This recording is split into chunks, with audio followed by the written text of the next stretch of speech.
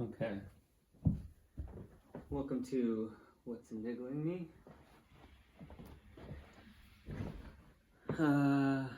Today is to try and show that there was no coincidence. I'll do my best to show you some of the players involved that maybe you don't know, and the excuse of they were just doing their best with the information they had. That was the excuse I heard for how Justin Trudeau and Dr. Tam and Doug Ford and Anthony Fauci and Bill Gates were handling the pandemic. I'm going to show you that doesn't make any sense because they knew exactly what they were doing. Why Doug Ford, the person that runs the province of Ontario, who's supposed to be in charge of the province of Ontario, owned Deco labels, the labels that were all over those arrows at in the grocery stores, in every store. The person that is in charge of Ontario, Canada, is profiteering during COVID. It's not even what this is directly about. I am going to do exactly what this is about Justin Trudeau, Dr. Tam, Doug Ford, those frauds, Chrystia Freeland, those frauds.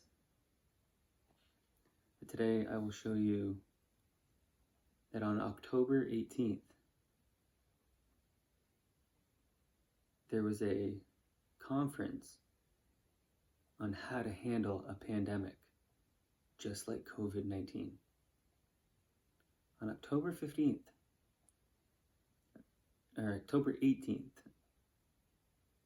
2019, there was a conference on how to handle a pandemic. So in 2020, when they told you about it, they already knew how to handle it. They already knew how to handle misinformation and disinformation.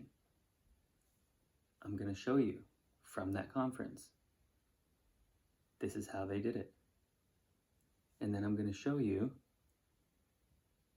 it performed by Anthony Fauci and Bill Gates, mainly.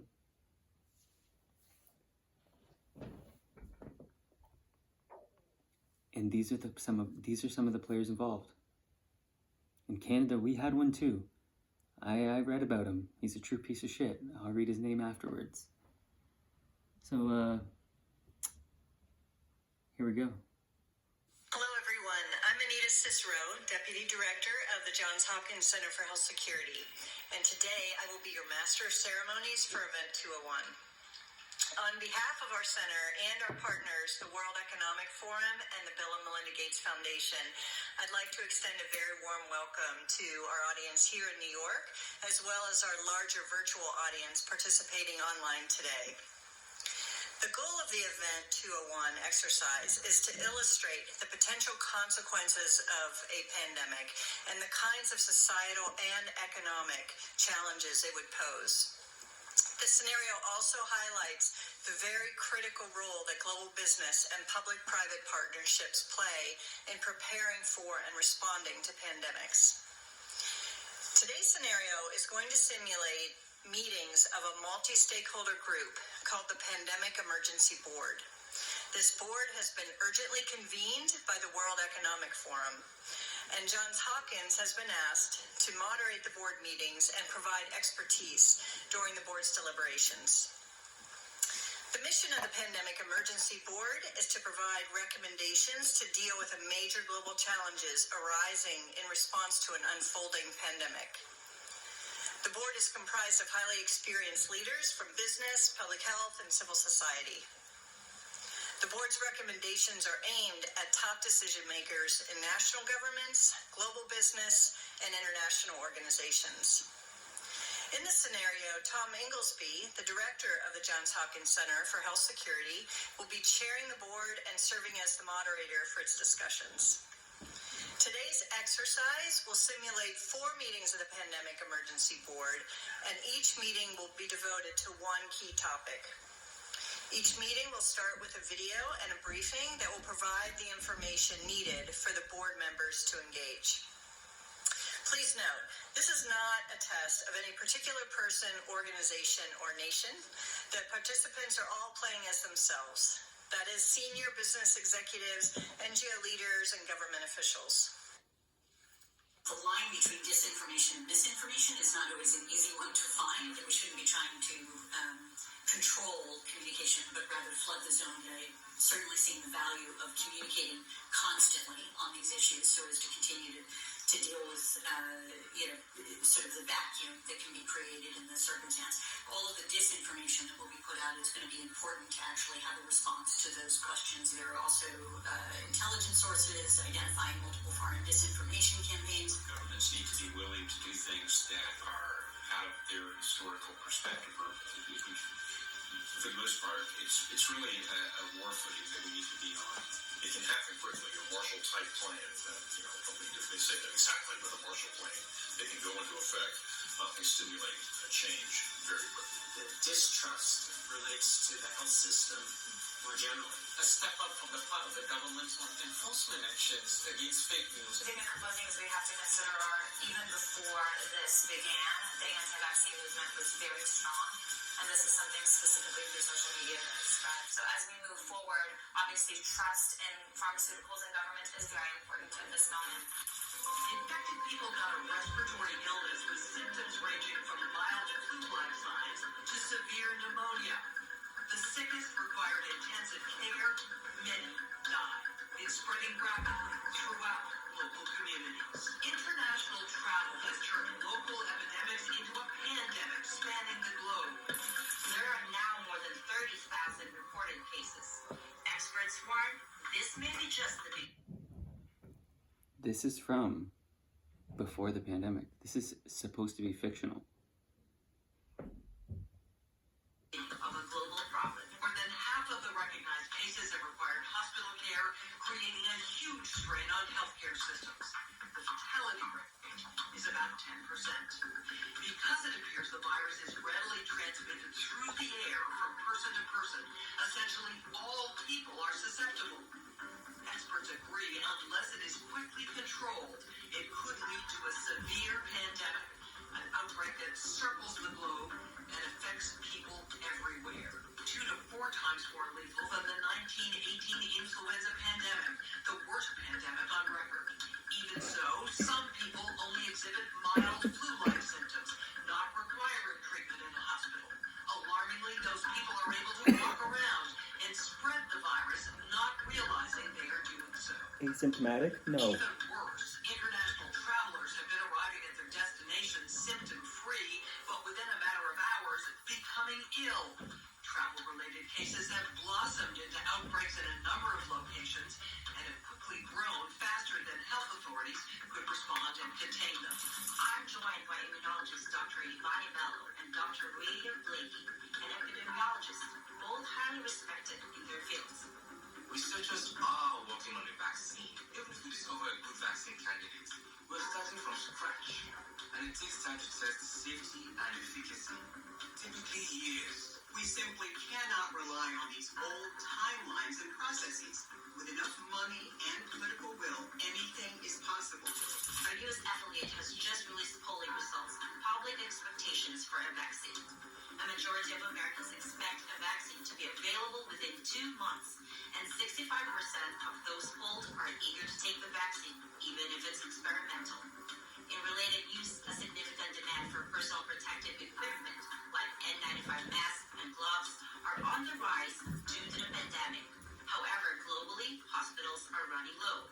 Additionally, other critical medical supplies such as saline and antibiotics are dwindling. Countries and companies are reportedly stockpiling supplies, disrupting healthcare supply chains, causing dangerous shortages in many parts of the world. Some of the city's biggest employers ordering workers to stay home. All of that is in October 2019. They simulated it. So the entire world knew how to handle it. Although the leaders of the world knew what to do during COVID-19. They simulated it in October 2019 over the weekend, starting on the 18th.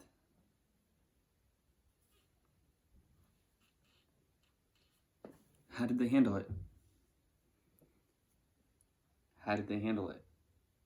Because all I heard was they're doing their best with the information they have. That's all I fucking heard. They had the information.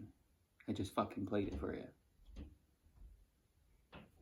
They gathered all these fucking people from around the world to practice what they're gonna do. And that's what they said they were gonna do with all the fucking media. They were just gonna flood it because of the distrust. I got this fucking evil human. It's called the Fauci effect. I mean, it's nice, but in an era of the normalization of untruths and lies, it's what I symbolize. Consistency for integrity, for truth. With the vaccine, as I use it, I say, help is on the way. It certainly is. But the fact that help is on the way should spur us even more to double down on some of the public health measures. The physical distancing, the universal wearing of masking, the staying away from crowds throughout the country. But we all 2020. Right now, people should not be walking. There's no reason to be walking around with a mask. When you're in the middle of an outbreak, wearing a mask might make people feel a little bit better, and it might even block a droplet, but it's not providing the perfect protection that people think that it is. Masks are protective. If you look at children outside, particularly when they're with the family, walking down the street, playing a game, or what have you, don't have to wear a mask. The Academy of Pediatric actually makes that recommendation that children should be wearing masks from 2 years old onward. I mean, I think I've got this right. One mask is better than zero masks. 2 masks is better than 1 mask. But you don't have to have double masks. Is that right? I mean... That the data shows that remdesivir has a clear-cut, significant, positive effect in diminishing the time to recover. This will be the standard of care. When I was looking at this data with our team the other night, it was reminiscent of 34 years ago in 1986 when we were struggling for drugs for HIV. And we did the first randomized placebo-controlled trial with AZT, which turned out to give an effect that was modest. But that was not the end game, because building on that every year after, we did better and better. How can people actually tell if they are contagious in the cycle of having COVID? How do you measure that, if not with either a PCR test or an antigen test? And I think that's the understandable confusion that people have about testing. Testing saying whether you're infected or not versus are you infected plus transmissible. So the first thing you might want to say to my African American brothers and sisters is that the vaccine that you're going to be taking was developed by an African American woman. You're really attacking not only Dr. Anthony Fauci, you're attacking science. There at one point, my understanding is that these vaccines do not modify your DNA or RNA. So I think that's just an important point to clarify. If I'm getting anything wrong here, of course, correct me. But just to make that clear, I share some caution on this because we just don't know the long-term side effects of basically modifying people's DNA and RNA to That's Mr. Zuckerberg. code in a person's DNA and RNA, basically the ability to produce those antibodies, and whether that causes other mutations or other risks downstream. But the real kicker is right here in the policy where Facebook says it would remove any content that, quote, claims the COVID-19 vaccine changes people's DNA. And we're taking things that are, genetically modified organisms, and we're injecting them in little kids' arms. We just shoot them right into the vein. It's There's another element to Like say, his dad. and that is if you vaccinate someone and they make an antibody response, and then they get exposed and infected, does the response that you induce actually enhance the infection and make it worse? And the only way you'll know that is if you you do an extended study, not in a normal volunteer who has no risk of infection, but in people who are out there in a risk situation. I'm so scared. This would not be the first time, if it happened, that a vaccine that looked good in initial safety actually made people worse. There was the history of the respiratory syncytial virus vaccine in children, which paradoxically made the children worse. One of the HIV vaccines that we tested several years ago actually made individuals more likely to get infected. You take it and then a year goes by and everybody's fine. Then you say, okay, that's good. Now let's give it to 500 people. And then a year goes by and everything's fine. You say, well, then now let's give it to thousands of people. And then you find out that it takes 12 years for all hell to break loose. And then what have you done? Dose. At least 80% of participants experienced a systemic side effect. So, are these vaccines safe? Well, Bill Gates? the FDA, not being pressured, will look hard at that. The FDA is the gold standard of regulators, and their current guidance on this, if they stick with that, is very, very appropriate. A Baker County high school senior is in the hospital after collapsing on the tennis courts. Breaking the details on the deaths of a high school soccer player. Finland, Denmark starman Christian Eriksen collapsing towards the end of the first half. The Kennedy High community mourning tonight after one of their high school football players died. A South Carolina high school football player has died after collapsing at football practice. Star college basketball player collapsing on the court. We want to warn you, the video may be difficult to watch. Florida Gators star Keontae Johnson collapsing during the game. A West Catholic high school student has died after collapsing during a football scrimmage. On mile 8, she suddenly felt fuzzy and blacked out. 17-year-old Ryan Jacobs' heart stopped, Unexpectedly collapsed on the field. Megan went into cardiac arrest. collapsing during Friday night's football game. Damar Hamlin? Bronny? You can go to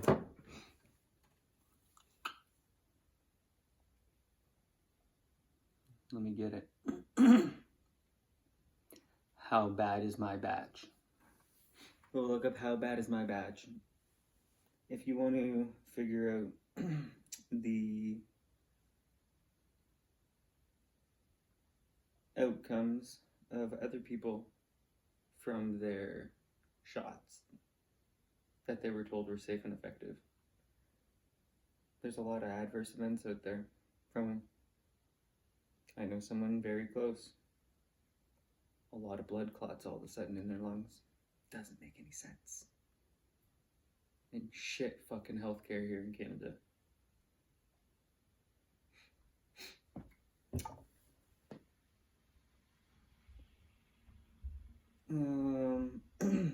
Latoya Abbott. She was on the part of the team for this. I mentioned recently that Avril Haines, former CIA, she participated in this. I wanted to see who from Canada participated, so I found them. But I'll name all of these people that knew what was going on. Sophia Borges, I don't know. Obviously a UN Foundation Senior Vice President, head of the New York office. Wasn't Brad Conant. There's a couple real pieces of shit on here. There's one, this guy right here, Zero Trust, he's a bootlicker. Dr. Chris Elias, he's president of Global Development Program, Bill and Melinda Gates Foundation. Zero fucking trust. I don't trust that guy. I don't trust that organization whatsoever. This guy right here, I'll show you him. Timothy Grant Evans, not to be trusted. As I read this, there's just numerous things that will all pop out as do not trust. He joined McGill University in September 2019. You don't trust McGill University. They have a long history of, what is the way to phrase it? McGill University. A lot of stuff took place there. For some reason in Canada, a lot of research programs took place at McGill University for decades and decades and decades. Joined with the United States a lot of times. This guy joined McGill University September 2019, right before this pandemic simulation, as the inaugural director and associate dean of the School of Population and Global Health.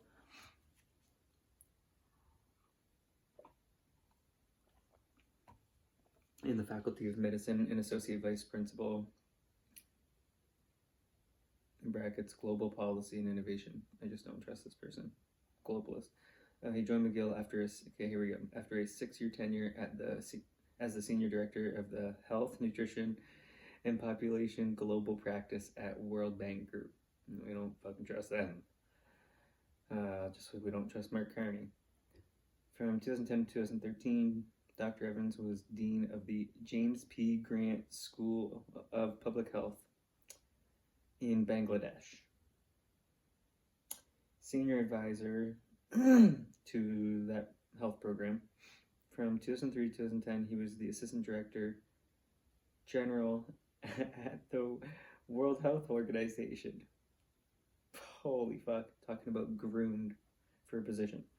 Prior to this, he served as director of the health equity theme at the Rockefeller Foundation. Oh my god.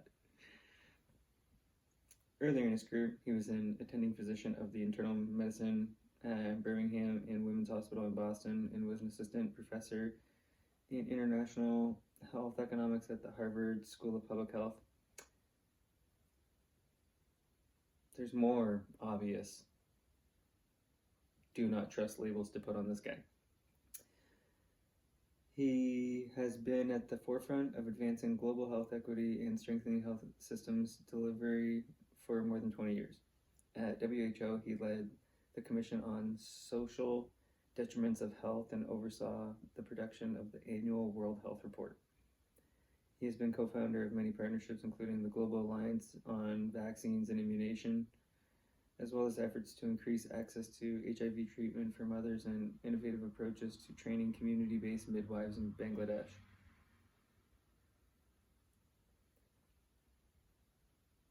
I'd love to know what the people of Bangladesh, their opinions on Bill Gates. If any person from Bangladesh ever watches this, give me your opinion on Bill Gates. Dr. Evans received his medical degree from McMaster University and was a research and internal medicine resident at Brigham and Women's Hospital. He earned a...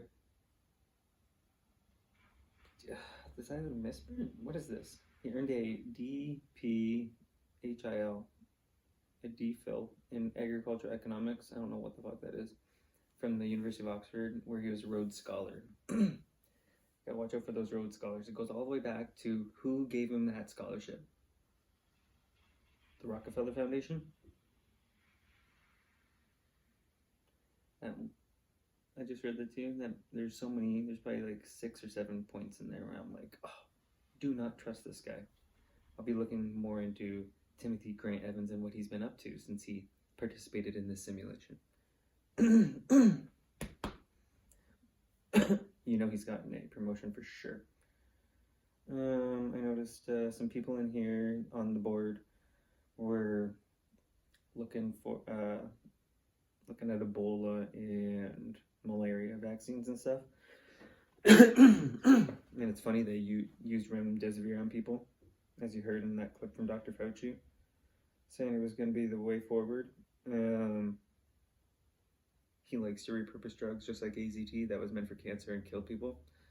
because it was too toxic. He pushed remdesivir. Well, I have... Fuck.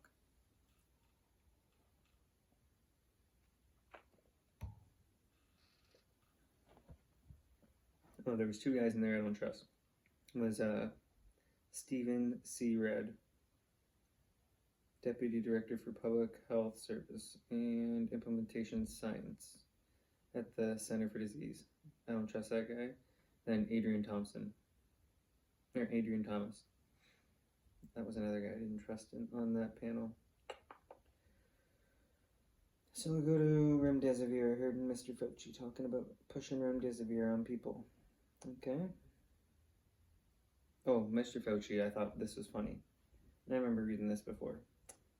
He married Christine Grady, a nurse and bioethicist at the NIH.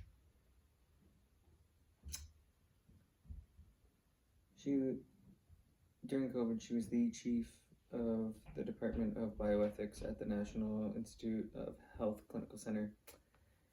It's really crazy, ironic, that someone who did such evil things in experiments, the Goebbels of our time, Anthony Fauci, his wife her work would revolve around ethics. Fucking comical. When Fauci retired, he was the highest paid U.S. federal government employee at the time. And he still couldn't make more money than Nancy Pelosi. She's worth like $250 million because of insider trading, in my opinion.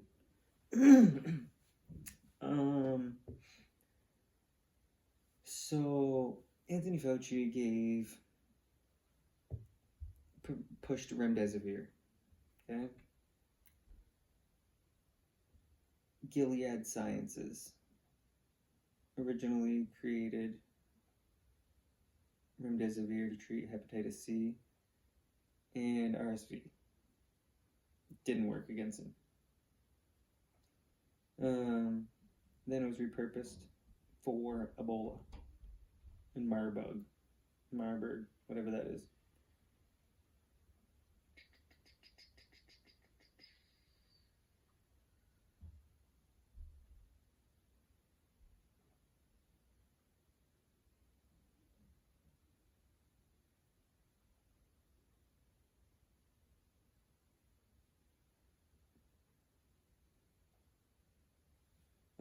The WHO's Solidarity trial for remdesivir, conducted in 405 hospitals in 30 countries. It's about 3 times as large as the other 3 trials together, and many scientists expected it to better resolve remdesivir's worth. Solidarity did not use a placebo, but instead compared remdesivir and 3 other repurposed drugs with each other and the standard of care. Solidarity trial. Investigators described the study results to FDA representatives on October 10th and posted a reprint on them on medRxiv 5 days later. Solidarity mainly aimed to determine whether the drugs lowered mortality among hospitalized COVID-19 patients, which none of them did. The researchers also noted that remdesivir did not affect the duration of hospitalization or whether COVID-19 patients required ventilators, which are only used when people advance to a very serious disease.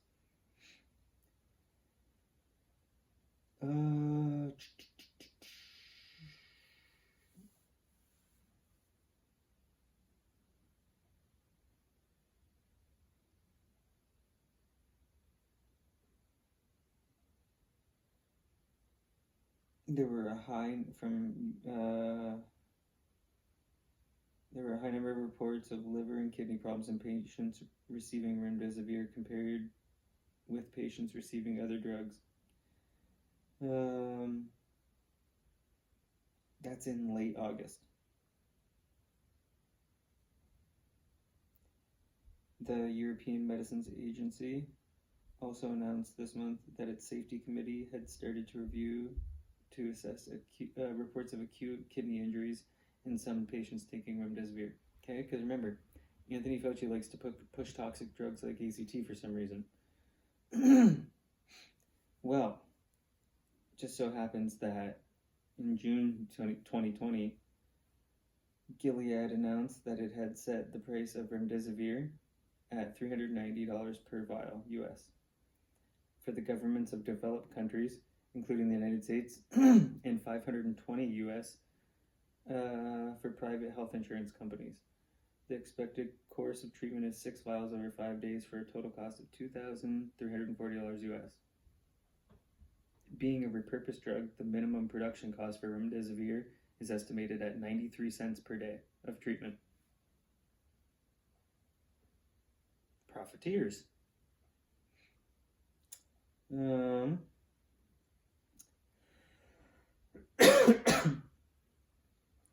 In July 2020, the European Union secured a $74 million US contract with Gilead to make the drug available there in early August 2020. In October 2020, they announced they had signed a joint procurement framework contract which Gilead agreed to provide up to 500,000 remdesivir treatments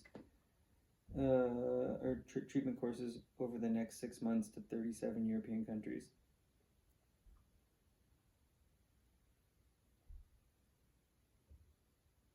So $1 billion contract for Europe.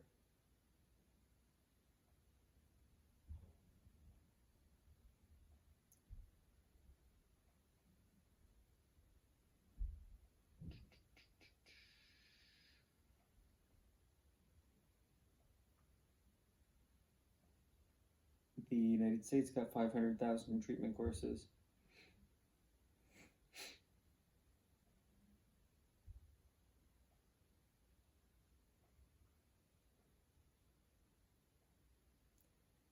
So then this is from science.org, October 28th, 2020. The very, very bad look of remdesivir, the first FDA-approved COVID-19 drug. The Food and Drug Administration held no advisory meeting on antiviral, and the European Union signed contract without knowing failed trial. You know Gilead Sciences faced zero fucking penalty after making billions of dollars off selling a toxic drug to people. That's the world we live in.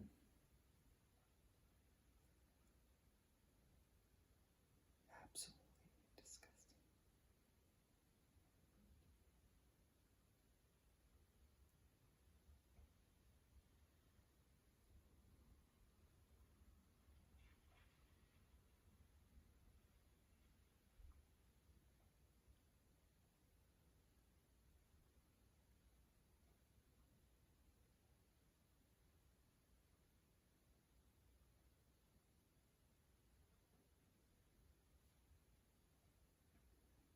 Yes, so do not trust Anthony Fauci.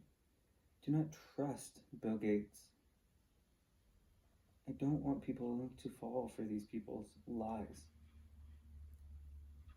The HHS, the Human Health Services, fucking extends COVID vaccine liability protection through 2029.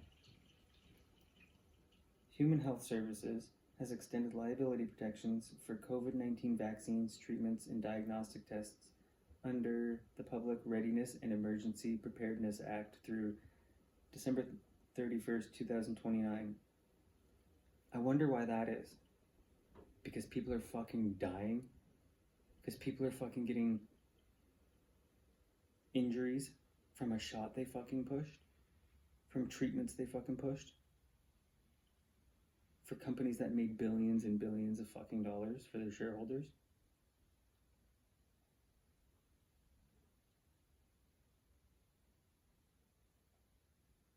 Fucking bullshit.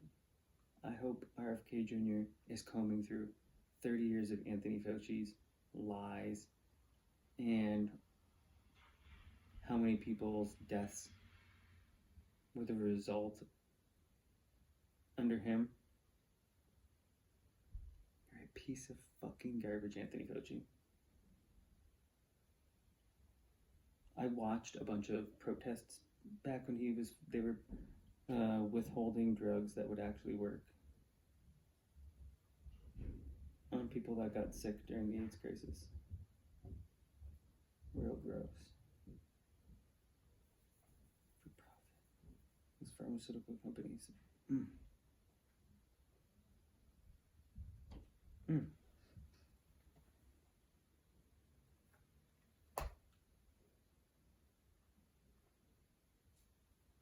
Very disappointed. I hope states come after Anthony Fauci. I hope he goes bankrupt. And I hope they can put him in jail. He deserves it. He deserves to live his life in jail, like Peter Nygaard. We're getting these Epstein files probably next week. Bill Gates, coming for you.